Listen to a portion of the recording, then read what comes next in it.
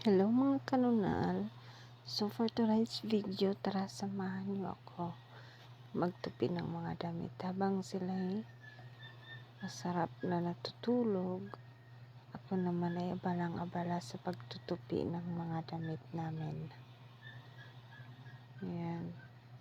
Tingnan niyo guys paano ako magtupi ng mga underwears tsaka brief, ganyan. Kayo ba? Ganyan din kayo magtupi?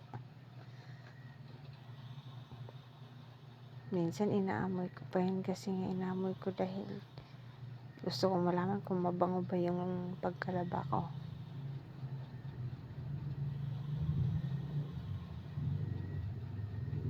Pero bibihira lang ako gumamit ng Downy or fabric conditioner dahil nga yung mga anak ko is maselan yung mga pangamoy kahit ako. May allergy din po ako. Kaya yun. Ayan o. Napansin ko yung bilbil. O baka isipin nyo naman buntis ako. Buntis lang po ako sa pagkain. Charot. Bilbil lang po yan. Dahil tinatamad pa nga akong mag-exercise. Kaya ayan. Iyaan nyo lang muna. Ni-enjoy ko pa eh. Charot.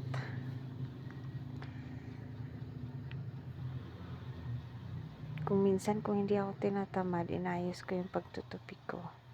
Eh kung minsan naman tinatamad ako, nako. Basta maitupi ko okay na kasi nga isusuot din naman eh. Minsan naman maayos yung pagkakatupi ko. Charot.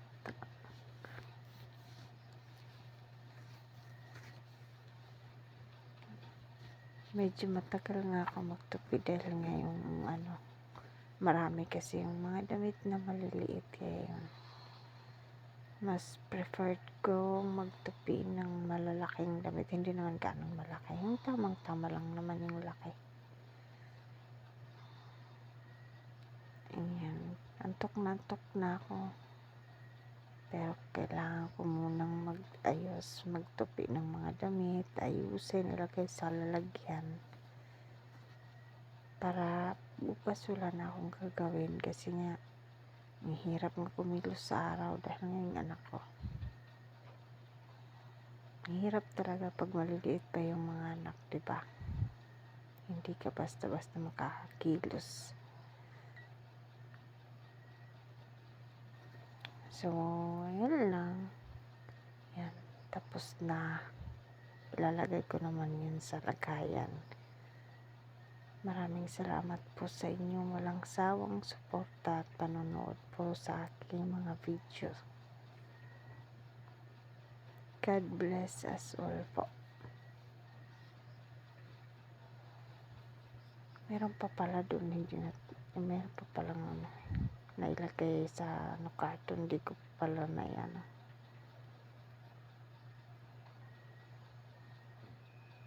Tingnan nyo yung iba, hindi ko na binaliktad. Yung iba, binabaliktad ko. Katamaran eh. Antok na talaga ako guys. Kaya, ito, binibilisan ko na. Yung iba, hindi ko na inaayos. Basta na itupi ko na okay na yan. Yung iba, wala nang balibaliktad.